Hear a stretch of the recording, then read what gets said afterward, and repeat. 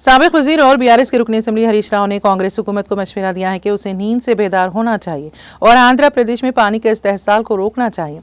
हरीश राव ने कहा कि मरकजी हुकूमत पर दबाव डालना चाहिए। अगर रेवंत हुकूमत ऐसा नहीं कर सकती तो हम आएंगे, चलो दिल्ली चलते हैं, चलो धरना देते हैं।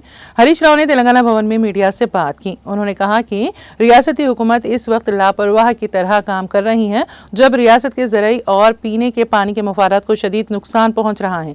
उन्होंने कहा कि अगर हुकूमत नींद से बेदार ना हुई तो रियासत को किस कदर नुकसान होगा इसका अंदाज़ा भी नहीं लगाया जा सकता। ఆంధ్రప్రదేశ్ కు 666 టీఎంసీల నీళ్లు రావాలి. కానీ ఆంధ్రప్రదేశ్ ఇప్పటికే 657 వాడేసింది. 666లో 657 టీఎంసీలు వాడింది. ఇక ఆంధ్రప్రదేశ్ కున్న హక్కు ఎంత? ఇంకా 9. కేవలం 9 టీఎంసీలే. కానీ ఇవాళ కూడా సాగర్ కుడి కాలువలో 10,000 క్యూసెక్కులు పోతున్నాయి, ముచ్చమరిలో పోతున్నాయి, పోతిరెడ్డిపాడులో పోతున్నాయి. మరి నీకేం కావాలి? రేపు తెలంగాణకి ఎట్లా? తెలంగాణకి ఎంత రావాలి? ఆ రేషియో ప్రకారం 34 ప్రకారం చూసినా కూడా 343 టీఎంసీల నీళ్లు తెలంగాణకు రావాలి. కానీ ఈ రోజుకు తెలంగాణ వాడుకున్నది ఎంత అంటే 220 టీఎంసీలు మాత్రమే. 220. ఇంకెంత రావాలి తెలంగాణకు? 123 టీఎంసీలు రావాలి. 123 టీఎంసీలు తెలంగాణకు రావాలి.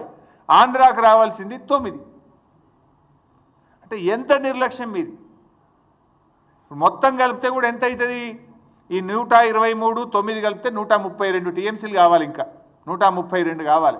ఉన్న నీళ్ళు ఎంత తెలుసా? ఇప్పుడు శ్రీశైలంలో సాగర్లో కలిపి ఉన్నాయి 100 టీఎంసీలు. ఇప్పుడు మరి యాడికెళ్ళి తెస్తావు?